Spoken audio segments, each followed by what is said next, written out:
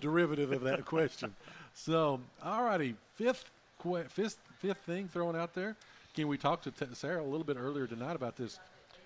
Travel teams. Travel teams and programs should function independently from high school athletics, be governed by their own regulatory body, and students should only be allowed to play either for the school or for the travel team, but not both.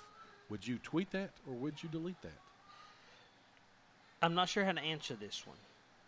So I'm going to read you my manifesto that I prepared for this. Which will be published and we'll put out. KCSportsRadio.org. There we go. I agree travel teams should be independent from schools. Okay, thank you. So But, let's go.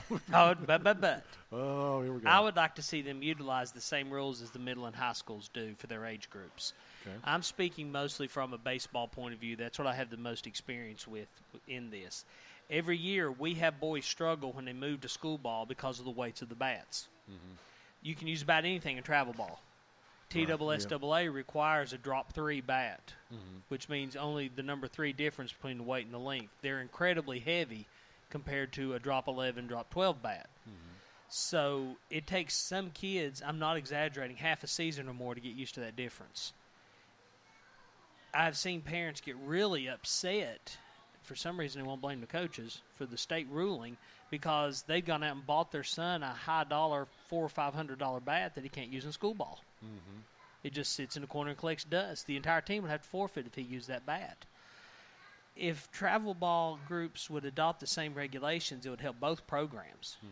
I also think if you play school ball, you shouldn't play travel ball during that school season. Tennessee used to have that rule. Okay. If you're playing school ball, you cannot play travel ball until school ball's over. They lifted that a couple of years ago. I'm afraid it's going to result in a lot of boys messing up their shoulders from too much pitching, going back to the increased number of Tommy John surgeries you were talking about earlier. There we go. So I'm really not sure how to answer that one as far as what I tweeted or deleted. What do you think about travel? What do you think about year-round travel? Or, talking about Sarah, just using her for example, she played in several tournaments this summer with travel ball, with basketball.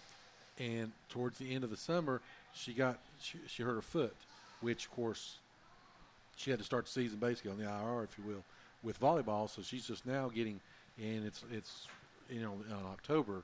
So do you think that they should be playing – there should be some dead time, I will, or if should there be some time for – young adults to be?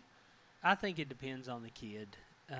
My daughter lives and breathes softball, and that's all she wants to do. She doesn't play any other sport, but she is softball 24/7. She loves it. She lives it. She breathes it. That's what she wants to do all summer long. So we picked up with some travel teams.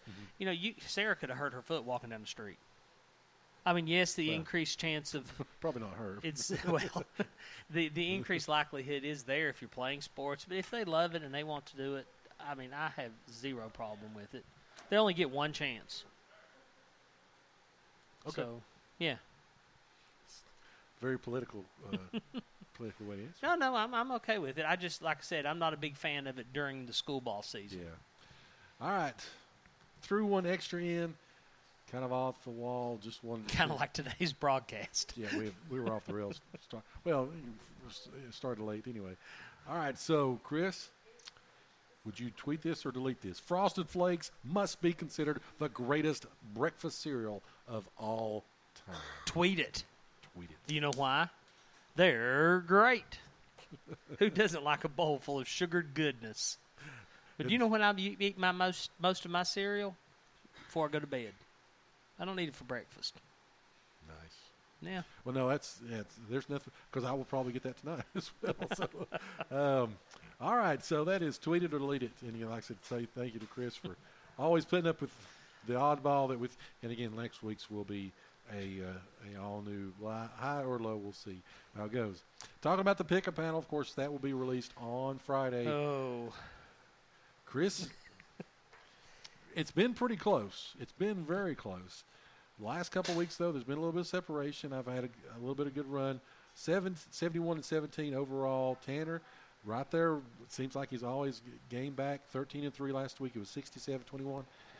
You had a couple that went south on you. Well, I've done some thinking and some pondering, and I have a theory as to my downfall. Okay.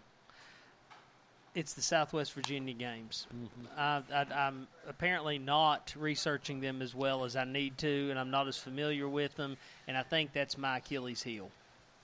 No excuses. I think that's where I'm falling behind. This is the week 7. Of the 6 weeks, you know how many times you've been over 500 in Southwest Virginia? No clue. Once. I actually thought about that, too, because it's funny. You'll take a look at that. Now, Southwest Virginia is my bread and butter. I will always drop one Tennessee. I can't be perfect in Tennessee. Doesn't matter what we're picking. Larry and Andy, though, picked a lot of upsets. I tied Larry and Andy. Well, but they're 12 games. That hurts. They're 12 games out of first, and you got a 5-game lead on them. So you're comfortable right there where you're at. But again, you're going to catch. Yeah, I've got to tighten up my Southwest Virginia game. Talking about that, of course, of Upper East Tennessee this week, we're picking Farragut at Dobbs Bennett. Crockett goes to Cherokee. Volunteer at Daniel Boone. Sullivan Central at Sullivan East. Hampton at Cloudland. Johnson County at Happy Valley. Sullivan South at Greenville. Chris, you went ahead and said pretty much South you think is your lock of the week. Reverse that. I wanted to get that sound. South is my. Well, on UT pre-games, they used to do Leonard's losers. I have thought about turning in my picks like that one week. Just pick the losers for each week or each game. So again. So yes, South is my lock for losing. I'm going to go with, even though it's on the road, I'm a believer in the Bulldogs. Hampton. I'm going to go Hampton over Cloudland. Again, played earlier this year. Pretty widespread on that ballgame, 42-0. So that's going to be the one I'm looking at as my lock. So getting into Southwest Virginia, great slate of games. Ridgeview at Union, Twin Springs at Castlewood, Honaker at J.I. Burton, Richlands at Tazewell, John Battle at Wise Central, and Virginia High at Abington. Chris, which one you feel the most comfortable about there? I know you've studied this a lot, so. You put me on the spot here. The one I feel most comfortable with? I'll jump out and say mine. Well, there's two. I'm going to say Virginia High at Abington. I'm going to take Abington. Yeah, that's probably 1A for me there because, again, Abington, they really showed something. They're starting to get healthy on that offensive line. They've kind of got sort of everything sort of. Well, based off my Virginia picks, maybe you should go with someone else. Well, I could go with Virginia High there. But I seem to have a knack for that. I think Wise Central hosting John Battle. Wise Central came off that loss. They feel like they've really had an opportunity, and they went out and played Ridgeview hard. They played Abington pretty hard, and then but I think they go home. I think they're going to recoup, and I think they're going to kind of right the ship. Also, I think Twin Springs at Castlewood. Twin Springs at 4-2 though. They did pick up a win over the with a forfeit as well as Rock Cove for one of the wins. But I think Castlewood is playing extremely well right now. So again, at home, a district game, I got to give the nod to Castlewood. So all right, so that's got us tweeted or deleted and the records. Again, we won't. Again, we've talked about our standings. So we'll wrap things up here. Actually, if you want to, Chris, again, we've got Marion coming in this week. Marion does come in. They are 3-2. Winners of the last 3. Again, they knocked off Grayson County. They've knocked off John Battle, and then they beat Lebanon. Those haven't been really tough teams, if you will, from a record standpoint. But it's so important for Gate City to right the ship right now. 4 games, 3 of the next 4 at home, starting with homecoming on Friday.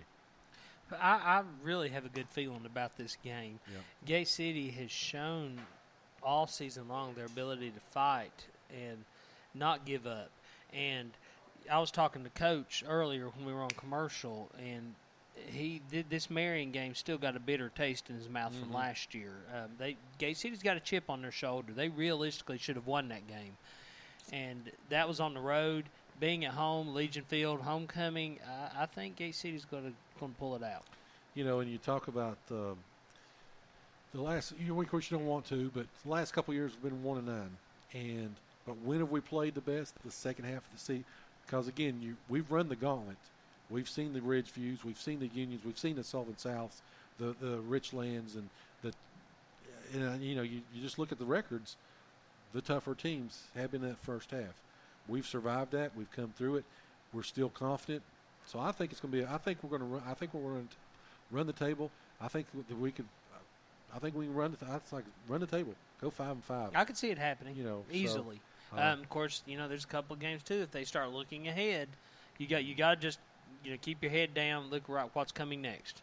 Of course, they got the win against Lehigh last week, or last year, excuse me.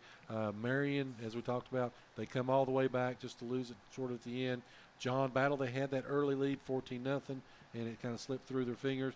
Then they led at Y Central with the 55-yard line that we saw up there. Yes. On top of the mountain. So. You don't let me forget these, do you? No, it's all in fun and jest because I make more mistakes than anybody. So, anyway, so we'll be back on the air 6 o'clock on Friday night. Again, we'll have the James River Advisors pregame show. We'll get you ready for a great night of football action. Of course, and again, it'll be a little bit extended because of homecoming. Of course, we want to try to get Miss Sarah Arnold, last year's homecoming queen. Of course, UVA standout with the golf team. I'd like to try to have her come up and spend a little bit of time with us and talk about her. Maybe have another surprise or two for the pregame. Possibly teaser so. There. Possibly so. You never know when or how or where we may be doing the pregame. So, one way to find out is to be there. Come out, Legion Field again. Ball game. We'll be on the air at 6. Kickoff is at 7, and then of course make sure you join us all the way through for the James River Advisors pregame show, campus drive-in halftime show, and then of course we will have the Terry Kilgore Leadership Player of the Game Award as well. So we'll also on Friday night we'll highlight our Premier Pharmacy Players of the Week.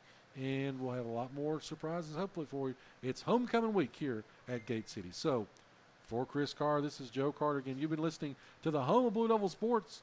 This is Gate City Sports Radio. We'll talk to you on Friday nights.